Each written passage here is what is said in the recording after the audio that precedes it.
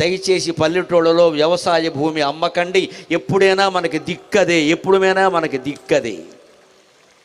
ఎన్ని సమస్తం ఉద్యోగాలు పోయినా, వ్యాపారాలు పోయినా, తెలివితేటలు నాశనమైనా, ఏమైనా 2 ఎకరాల భూమి ఉంటే భార్యాభర్త అక్కడే చిన్న పాకేసుకుని ఆ పక్కన తోటకూర గోంగూర పండించుకుని తిని బతకచ్చమ్మా.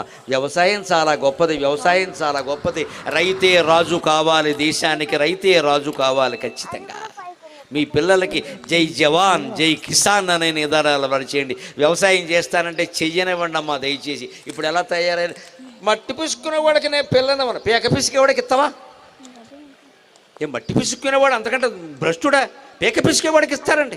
మట్టి పిసికేవాడికి పిల్లన, మట్టి పిసికేవాడు ఏం పాపం చేసాడండి? వారు ఎవరికి పీక పిసకలేదే. చచ్చి చెడు ఆరుగాలం కష్టపడ్డాడు అక్కడ. భూదేవో భూదేవో అనేది సమ్మక్కకి సారలమ్మకి దండం పెట్టుకున్నాడు భూమి కోసం.